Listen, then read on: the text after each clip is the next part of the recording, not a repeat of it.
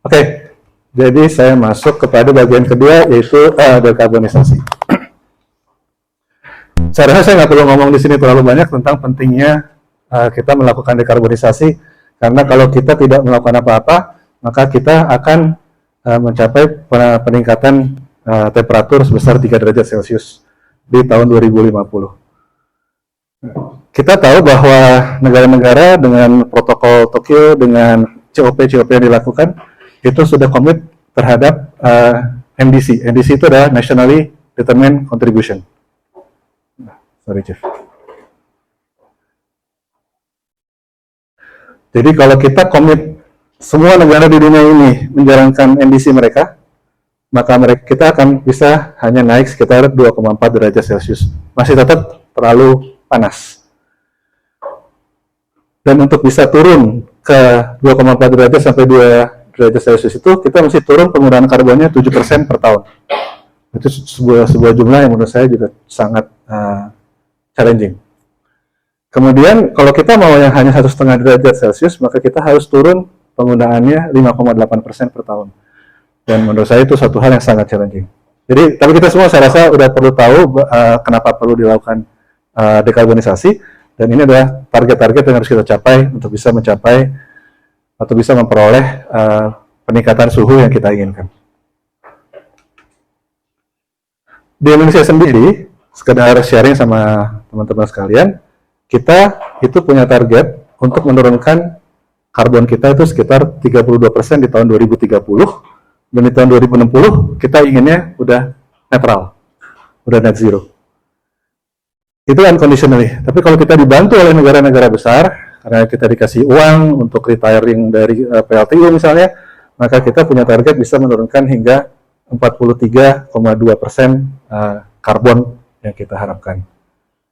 Untuk bisa menurunkan tersebut, maka kita harus melakukan pengurangan di NDC-nya itu sekitar 1,1 gigaton CO2 ekuivalen. Jadi menurut saya itu jumlah yang sangat besar, tapi pemerintah sebenarnya punya program menuju ke sana, bagaimana kita bisa mendukung program pengembangan itu sendiri. Apa yang ID Survey kerjakan di dalam dekarbonisasi ini? Kita ada 3 hal yang kita kerjakan, teman-teman sekalian. Yang pertama ada dekarbonisasi dan carbon trading ekosistem. Di sini nanti saya akan banyak ngomong di sini ya, teman-teman setelah ini, yaitu bagaimana kita menyusun suatu program untuk memastikan berapa banyak karbon yang sebenarnya layak untuk diperjualbelikan di bursa, dan kemudian bagaimana karbon itu bisa diperjualbelikan di bursa itu sendiri. Ini yang kita kerjakan, mulai dari kita bikin baselining, kita bikin dokumen rencana aksi mitigasi, DRAM, PDD, ini Project Definition Document, bagaimana kita melakukan itu, bagaimana kita melakukan validasinya, bagaimana kita mendaftar di sistem registrasi nasional, dan kemudian bagaimana tujuannya kita untuk menjadi carbon market intermediary. Itu kerjaannya kita di ID Survey terkait dengan dekarbonisasi dan carbon trading. Di Sukovindo, kita menugaskan Sukovindo untuk ngerjain Eco Framework, sertifikasi lingkungan. Di sini ada Green Port Assessment, kita kasih assessment, certification, green building, proper ini program untuk menilai seberapa besar kepatuhan kita terhadap standar-standar lingkungan di Indonesia. Kita audit energi dan audit lingkungan, itu dikerjakan semua di Sukovindo. SI, itu Survey Indonesia, kita minta mengerjakan hal yang terkait dengan ESG, Sustainability Reporting. Saat ini hampir semua perusahaan-perusahaan yang ada di bursa itu harus ada ESG reportnya, which is agak sedikit beda dengan financial reporting. Jadi kan mereka punya 2 laporan keuangan dan laporan sustainability. Nah itu kita bantu perusahaan-perusahaan itu untuk membuat membuat reportnya tersebut, tapi kita juga bantu konsultasi untuk bagaimana mereka meningkatkan ESG skor mereka. Jadi ini 3 hal yang dilakukan oleh ID Survey dalam hal melakukan green business-nya kita. Sekarang saya akan masuk kepada dekarbonisasi itu sendiri. Sorry, sebelum itu jualan sedikit lagi tentang ID Survey. Jadi ID Survey itu adalah BUMN yang ditugasi untuk menyusun strategi dekarbonisasi BUMN. BUMN punya roadmap, Kementerian BUMN punya roadmap dari 2024 sampai 2034. Tujuan akhirnya adalah menjadi Global Carbon Trading Hub. Kami yang ditugasi untuk menyusun strategi bagaimana kita bisa menjadi Global Carbon Trading Hub tersebut. Kemudian ada 7 BUMN besar yang sudah kita bikin pilot bagaimana mereka bisa melakukan dekarbonisasi dengan lebih efisien dan efektif.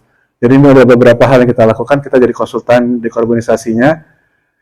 Ada baselining, ada training, ada drum, nanti saya ceritain semua detailnya.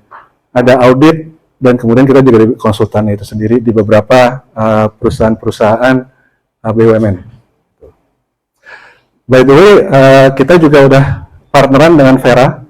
Verra ini adalah perusahaan yang menyusun standar karbon global. Saat ini ada banyak standar di dunia. Jadi ini yang problemnya carbon trading itu standarnya macam-macam. Ada gold standard, ada Verra, ada banyak hal lainnya. Indonesia punya standarnya beda. Kita pakai standarnya standar SRN. Nah, sekarang bagaimana yang kami inginkan adalah bagaimana Verra dengan SRN ini bisa bisa compatible. Kenapa itu penting? Karena teman-teman bayangin, teman-teman mau jualan, karena menurut saya mau nanya deh sama teman-teman. Indonesia rata-rata jualan karbon atau beli karbon? Coba, ada yang punya ide nggak? Oke. Indonesia karena kita negara yang banyak hutan ya, otomatis kita jual karbon kredit kita. Karena kita punya kehutanan, kita punya banyak yang sebenarnya bisa menjadi simpanan bagi karbon itu sendiri. Kita mau jual nih pada luar negeri. Indonesia itu jual. Yang mau beli karbon di Indonesia nggak terlalu banyak. Paling yang mau beli perusahaan-perusahaan kayak Pertamina, kayak semen, kayak pupuk, gitu ya. Mungkin yang mau beli perusahaan-perusahaan kayak gitu. Demand-nya lebih sedikit daripada supply-nya. Berarti kita mesti supply kemana? Ke luar negeri. Luar negeri pakai standar apa? Standar internasional. Jadi kalau kita pakai standar dalam negeri, luar negeri pakai standar internasional, nggak ketemu. Nah, ini bagaimana caranya kami bisa menyelaraskan standar internasional, standar domestiknya kita. Ini kita kerjasama sama Verra untuk itu. Oke.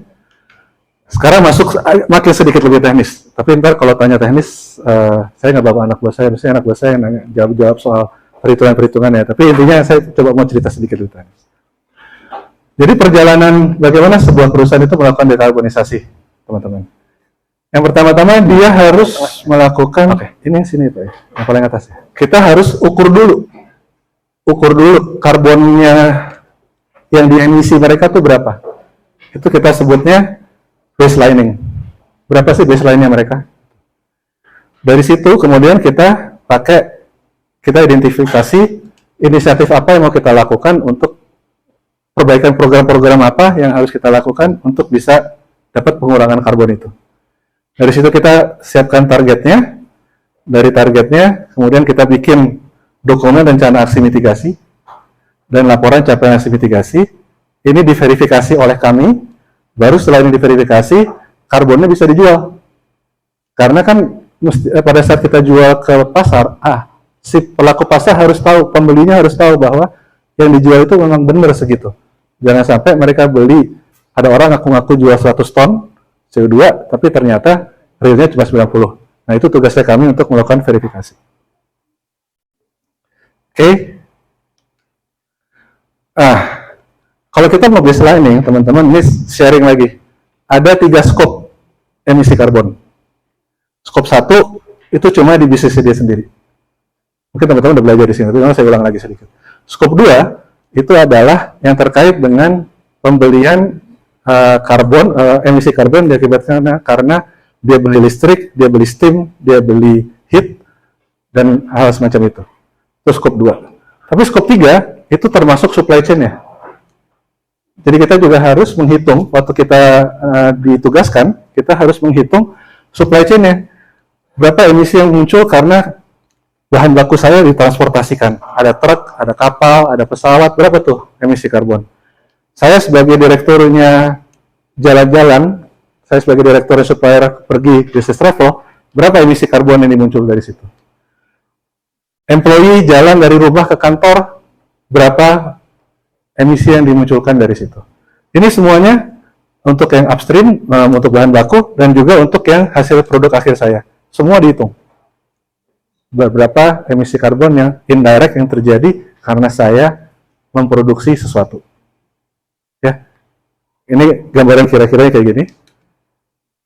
Saya ambil contoh case tadi di sini, ini perusahaan pupuk. Saya sengaja milih perusahaan pupuk, Pak, biar agak teknik kimia gitu. Perusahaan pupuk ini punya 6 anak perusahaan.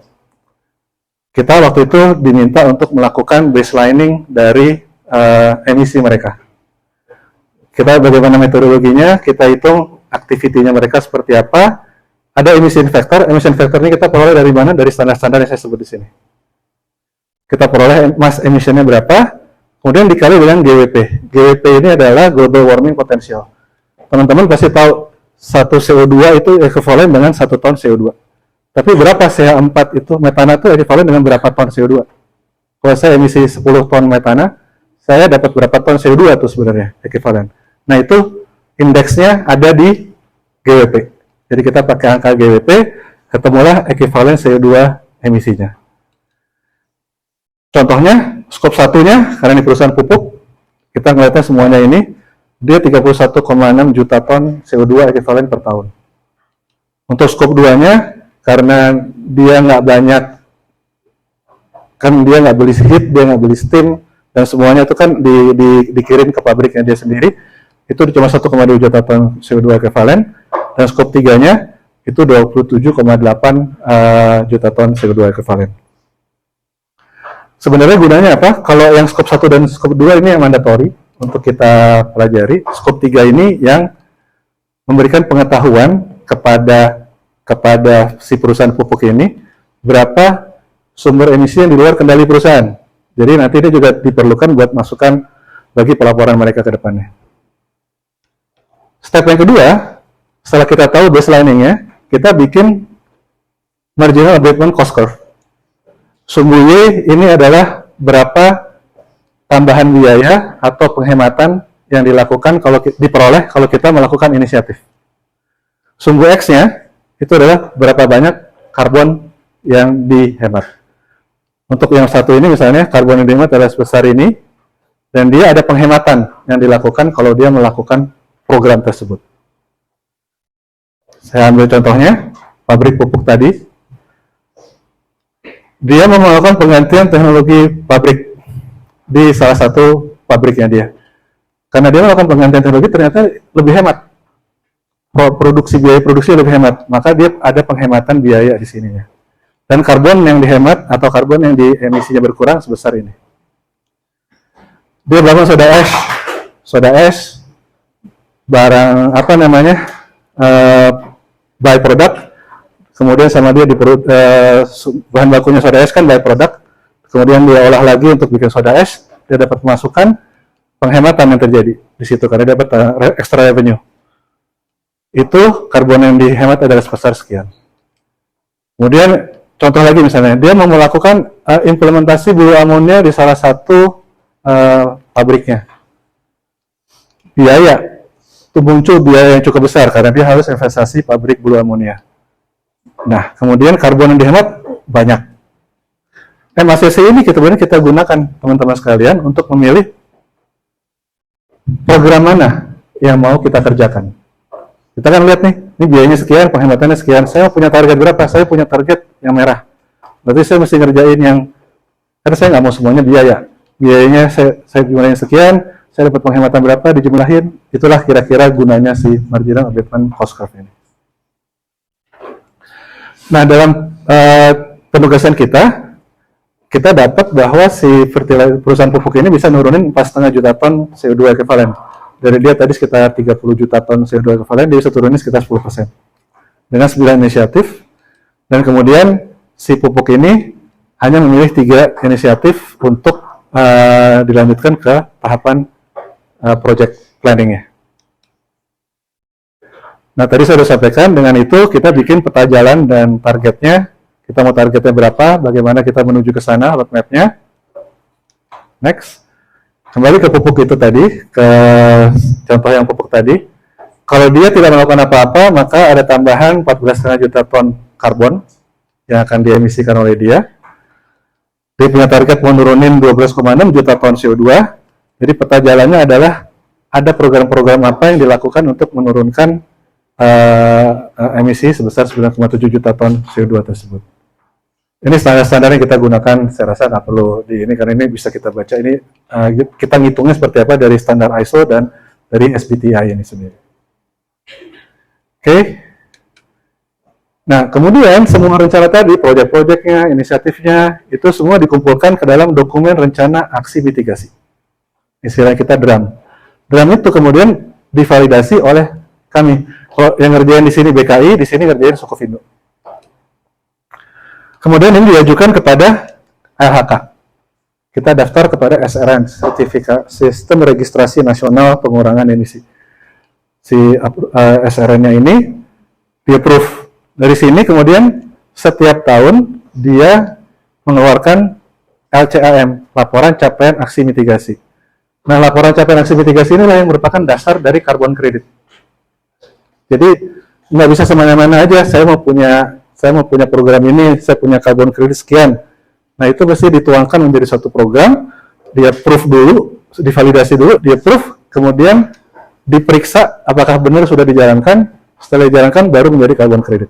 Ini yang namanya SPE GRK, Sertifikat Pengurangan Emisi Gas Rumah Kaca. Inilah yang diperdagangkan di bursa karbon.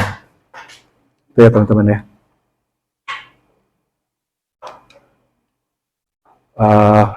Ini contoh yang kita kerjakan di pabrik pupuk itu. Ada revitalisasi produksi amonia dengan, udah mulai nggak ngerti nih saya ya, dengan gas umpan jenuh dengan kondensat untuk mengurangi kebutuhan steam. Oh ya ngerti, jadi steamnya dikurangi, jadi akibatnya kita ada penghematan, ada pengurangan emisi di situnya. Kemudian tadi saya sampaikan ada produksi soda ash menggunakan CO2 yang berlebih, CO2-nya yang berlebih dikurangi sehingga bisa jadi sumbernya soda ash ini, dan juga di Kalimantan Timur itu dilakukan hal yang sama. Ketiga hal tersebut ini kemudian dihitung, dapat karbon kredit nih. Karbon kreditnya 112,5 miliar untuk yang proyek 1, 2,5 miliar untuk 25 miliar untuk ini, dan sama 25 miliar untuk NTTC. Oke. Kemudian itu di monitoring dan diverifikasi oleh kami. Kalau untuk monitoring dan verifikasi, karena yang si pupuk tadi belum jualan di bursa, kita pakai yang udah jualan di bursa. Jadi ada salah satu perusahaan di Indonesia yang sudah jualan di bursa di Indonesia. Juga perusahaan renewable energy, perusahaan geothermal. Jadi dari perusahaan geothermal ini, karena dia menggunakan sumber geothermal, maka dia bisa melakukan karbon kredit yang bisa diperoleh adalah 281.000 ton CO2 untuk geothermal yang dibangun 2016 sampai 2018, dan kemudian untuk 2018-2020 sampai 582.000 ton CO2. Setelah tadi itu diverifikasi sama kita, keluar SPGRK-nya, kemudian didaftarkan di bursa karbon. Bursa karbon Indonesia satu-satunya yang ada adalah IDX Karbon. Kemudian melengkapi dokumen persyaratannya, pendaftaran, masuk di bursa, jual beli. Kelihatannya gampang, tapi sebenarnya saya mau cerita juga, bursa karbon itu ada dua, teman-teman. Ada dua yang sedikit berbeda konsepnya. Yang pertama adalah yang wajib. Kalau kita bilang ini emission trading system atau compliance market, yang ini voluntary atau offset. Kalau di sini kita ambil contoh yang paling gampang, misalnya pabrik PLTU, pembangkit itu punya emisi sekian. Pemerintah kemudian menerbitkan batas atas atau cap. Cap ini namanya peraturan batas atas emisi whatever. Pokoknya istilahnya ini adalah cap-nya kita, PTBA-IPU. PTBA-IPU-nya ini kemudian dia itu kan emisinya dia itu di atas daripada cap-nya. Jadi dia harus beli karbon kredit untuk mengeliminasi kelebihan karbonnya dia. Dan itu wajib, karena dia ada cap-nya. Nah, ini yang namanya kita sebut compliance emission trading system, atau istilah paling gampangnya cap and trade. Dia di cap, dan untuk cap itu dia mesti nge-trade. Ada lagi yang PLTU lain, dia karena udah punya program-program segala macam, dia bisa pada penghematan. Nah, penghematan inilah yang kemudian di bawah dari cap-nya yang dia jual. Dia jual kepada orang yang membutuhkan untuk mengisi cap-nya. Ini untuk yang skema compliance. Nah, ini voluntary nih. Ini benar-benar murni voluntary. Nah, voluntary-nya ini adalah dia melakukan, karena cap-nya belum ditentukan, dia melakukan upaya untuk mengurangi emisinya sendiri. Itu menjadi carbon credit yang dilakukan, seperti tadi yang dikerjakan sama pabrik-pabrik pupuk tadi. Kemudian carbon credit tersebut bisa dibeli sama mereka yang either butuh offset di sini, atau memang mereka butuh offset karena nggak diwajibkan untuk offset, tapi mereka perlu, misalnya kalau kita ketahui itu misalnya pelanggan-pelanggan Eropa itu kan sekarang udah nggak mau beli dari perusahaan yang mengotori lingkungan. Jadi kadang-kadang perusahaannya secara negara tidak diwajibkan, tapi secara market terpaksa harus beli carbon credit. Nah, itu voluntary biasanya yang kita lakukan. Saya rasa itu yang bisa saya ceritain. Nah, benar kan? Terima kasih terkait dengan proses dekarbonisasi semuanya. Terima kasih.